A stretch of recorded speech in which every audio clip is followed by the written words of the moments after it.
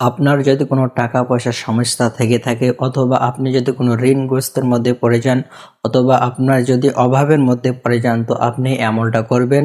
আল্লাহ রব্বুল আলামিন আপনাকে ধনী বানিয়ে দিবেন। আল্লাহ রব্বুল আলামিন আপনাকে অনেক টাকার মালিক বানিয়ে দিবেন।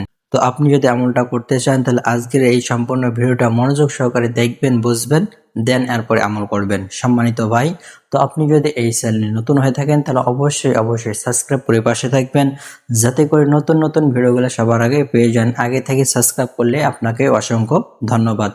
সম্মানিত ভাই ও বোনেরা, তো আপনারা আমলটা কখন করবেন, কিভাবে করবেন এবং করলে কি লাভ, এই বিষয়ে বিস্তারিতভাবে আলোচনা করবে এবং আপনাদেরকে সহজভাবে বুঝিয়ে দেওয়ার চেষ্টা করবো ইনশাল্লাহ।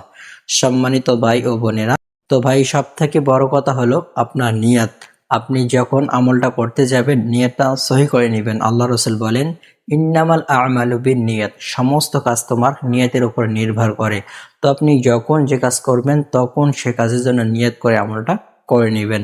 তো আপনাকে আমলটা করার জন্য তেমন কিছুই করতে হবে না, পবিত্র হয়ে এবং নিয়তটা সহি করে আমলটা করতে হবে।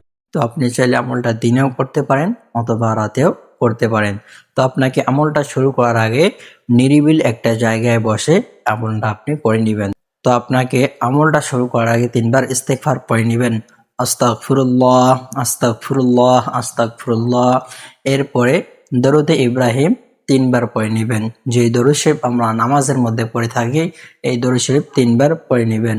আল্লাহুম্মা সাল্লি আলা মুহাম্মাদ ওয়া আলা আলি মুহাম্মাদ কামা সাল্লাইতা আলা ইব্রাহিম ওয়া আলা আলি ইব্রাহিম ইন্নাকা হামিদুম মাজিদ। আল্লাহুম্মা বারিক আলা মুহাম্মাদ ওয়া আলা আলি মুহাম্মাদ কামা বারাকতা আলা ইব্রাহিম ওয়া আলা আলি ইব্রাহিম ইন্নাকা হামিদুম মাজিদ। এভাবে সহিষ্ণুভাবে 3 বার পড়ে নেবেন। এরপরে আল্লাহর এই পবিত্র নামটা 1000 পড়ে নেবেন।